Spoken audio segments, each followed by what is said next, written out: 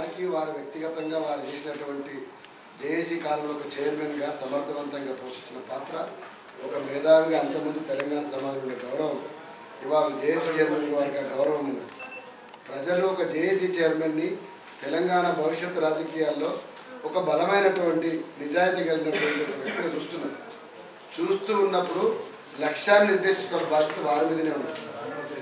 ఇప్పుడు జేఏసీ ఏర్పాటు అయిన తర్వాత దాని యొక్క లక్ష్యం నెరవేరిన తర్వాత కొత్త లక్ష్యాన్ని నిర్దేశించుకోవడం మన బాధ్యత, నిర్మాణాన్ని కూడా నిర్దేశించుకోవడం మన బాధ్యత.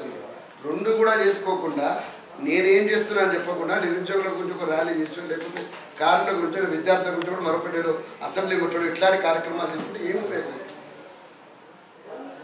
అవి చేయడానికి చాలామంది ఉన్నారు. ఇవాళ మిగతా అందరు మిత్రులు కూడా ఎవ్వరు కూడా పోరాటం చేస్తే వారిని గౌరవించవలసిందే. పునాది నుంచి అనేక మంది రైతుల కోసం, దళితుల కోసం, ఆడవాళ్ళ కోసం, గిరిజనుల కోసం అనేక మంది అనేక జేఏసీలు కూడా చేస్తున్నారు. కానీ మనం ఒక రాజకీయ జేఏసీగా వచ్చినందుకు రాజకీయ పరిష్కారం వెతకాలంటే ఒక పార్టీకి పోగలిగితే బాగుంటుంది, బలోపేతం కాగలుగుతాం. ఈనాటికి కూడా ఆల్మోస్ట్ ఇప్పుడు మీరున్నారు 1969 ఉద్యమంలో పనిచేసి ఒక 40 ఏళ్ళ కాలం, జీవితకాలం అంతా కూడా దీంట్లో ఉద్యమంలో ఉండిపోయింది. ఒక భవిష్యత్తులో ఒక అవకాశం వస్తే తీసుకోగలిగే అవకాశం ఉంటుంది. కోరుకోవడం తప్పేం కాలేదు. 40-50 ఏళ్ళు తెలంగాణ ప్రజలకు ఉద్యమాల్లో ఉండి ఇప్పుడైనా మనదంటూ ఒక ప్రభుత్వం వచ్చి మనకు అవకాశం ఇస్తే బాగుండు. అక్కడ కళ్ళ ముందర కనపడతా ఉంది. తెలంగాణ ద్రోహులు, ఇవాళ పైసలు ఉన్నటువంటి వాళ్ళు అనేక మందికి కార్పొరేషన్లు, ఎమ్మెల్యేలు, ఎమ్మెల్సీలు వస్తున్నప్పుడు నిజాయితీగా ఉన్నటువంటి వాడు అయ్యో మనదన్నట్టు ఒక ప్రభుత్వం వస్తే బాగుండు, ఉద్యమకారులకు పెద్దపీట వేసేటువంటి నాకు ఒక అవకాశం కల్పిస్తే బాగుండు అనుకుంటున్నారు. జేఏసీలో కూడా ఆలోచన ఉన్నది.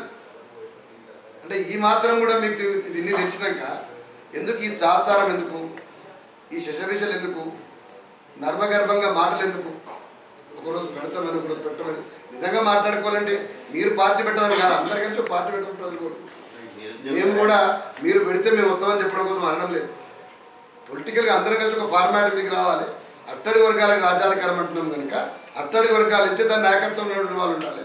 మీరు ఒక థింక్ ట్యాంకర్గా ఉండాలి, ఒక గౌరవమైనటువంటి పొజిషన్లో ఉండి వారికి సహాయ సహకారం అందించాలి.